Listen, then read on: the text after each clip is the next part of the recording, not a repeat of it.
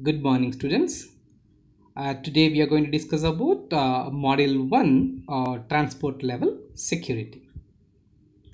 Before entering into this, we will see about some of the learning objectives of this particular chapter. So after completion of the chapter, we are able to understand the web security threats and web traffic security approaches, as well as we can remember the overview of Secure Socket Layer (SSL), and we can understand the difference between secure socket layer and the transport level security, and we can apply the pseudo-random functions in the transport level security. Meanwhile, we can understand an overview of HTTPs over an SSL as well as TSL, and we can understand the overview of SSH, secure shell hash. In this video, we are going to see the overview of a transport level security. So we are going to consider today in this video about the web security considerations, web security threats, comparison of threats on the web, as well as web traffic security approaches. Let's see what actually the web security consideration.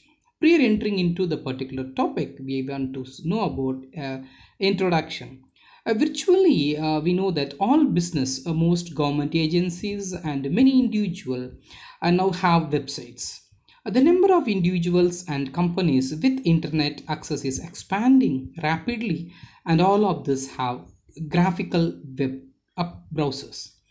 As a result, businesses are enthusiastic about setting up facilities on the web for electronic commerce.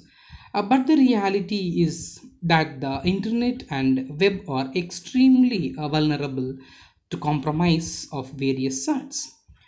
As business wake up to this reality, the demand of secure web service grows. The topic web security is a broad one. We can easily understand that we can begin with a discussion of general requirements for web security, and then focuses on the three standard schemes that are becoming increasingly important as a part of web commerce, and that focuses on the security at the transport level, SSL or TSL. As well as we're going to discuss about an HTTPS and SSH. Let me discuss about a web security consideration. The World Wide Web is fundamentally a client-server application running on the internet and TCP/IP intranets. As such, the security tools and approaches are relevant to the use of web security. However, some of the characteristics of web usage suggest the need for tailored security tools. Although web browsers are very easy to use, web servers are relatively easy to configure and manage, and web content is increasingly easy to develop. The underlying software is extraordinarily complex. This complex software may hide many potential security flaws. The shortest history of the web is filled with an example of new and upgraded systems are properly installed that are vulnerable to a variety of security attacks. A web server can be exploited as a launching pad into a corporation or agency's entire computer complex. Once the web server is subverted, an attacker may be able to gain to access the data, and systems are not part of the web itself but connected to the server at the local site. Casual and untrained users are common clients for web server or web-based services. Such users are not necessarily aware of the security risk that exist and do not have the tools or knowledge to take effective countermeasures. Let's discuss about the web security threats. One way to group these threats is in terms of passive and active attacks. Let us see about the passive and active attacks. Passive attacks includes event drops on the network traffic, that is nothing but the secret listening, and the browser and server gaining access to information on a website that is supposed to be restricted, And active attacks, which includes impersonating another user and altering message in the transit between client and server and altering information on a website. And another way to classify the web security threat is in terms of location of the threat. It may be a web server, a web browser, and network traffic between the browser and server. Issues of server and browser security falls into the category of computer security system. Let us discuss about the particular comparison of threat on the web. The comparison can be made between the four parameters as integrity, confidentiality, denial of service, and authentication. Integrity, which is going to be deals with the threats of modification of user, Tarzan horse browser, modification of memory, and modification of message traffic in transient, and which has a consequences of loss of information, compromises of machine, vulnerability to all the other threats. And the countermeasures to overcome this particular integrity is nothing but the cryptographic encryption or a checksum parameter. And the confidentiality, which is going to have a threat of and silent listener, a theft on information from server, or theft of data from client, and the information about network configuration and information about which client talks to the server. And the consequences may be a loss of information or loss of privacy. How to overcome this? The countermeasures are going to be a process of encryption and web proxies. And denial of service, a parameter denial of service, which is going to have a threats on killing of user threats, flooding machine with bugs request, and filling up disk of memory, isolating the machines from DNS attacks. And the consequences what we're going to face from this is nothing but the disruptive annoying, prevent user from getting work done. The countermeasures are going to be difficult to prevent for this particular denial of service. And authentication have a threat of impersonating of legitimate users, and data forgery may be possible.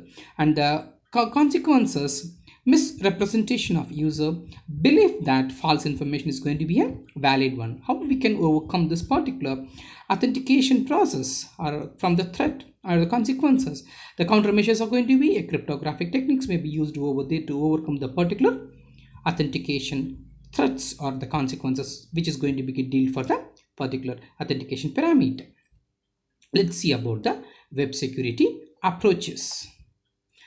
In general, if you're going to see about that, a number of approaches to providing a web security are possible. The various approaches that have been considered are similar in the service they provide, and to some extent is the mechanism that they use, but they differ with respect to their scope of availability or acceptability or applicability and their relative or location within the TCP/IP protocol stack. Let us discuss about one by one. One way to provide a web security is to use the IP security, which is going to be at the network level, or the second one implementing just above TCP, and the third one is going to be application level particular web security approach. Let us discuss about the first one, web security approaches, which is going to be to use an IP security at the network level. The advantage of using an IP security is that it is transparent to end user and applications and provide a general purpose solution. Furthermore, IP security includes a filtering capability so that only selected traffic need incur the overhead of the IP security processing. Another relatively general purpose solution is to implement security just above the TCP. The foremost example of this approach is the Secure Socket Layer (SSL) and the follow-on internet standard known as Transport Level Security (TLS). At this level, there are two implementation choices for full genericity. SSL or TLS could be provided as part of the underlying protocol suite and therefore be transparent to applications. Alternatively, SSL can be embedded in specific packages. For example, Netscape and Microsoft Explorer browsers come equipped with SSL, and most web servers have implemented the protocol. Let's see the last one, the third one, application level. The application level specific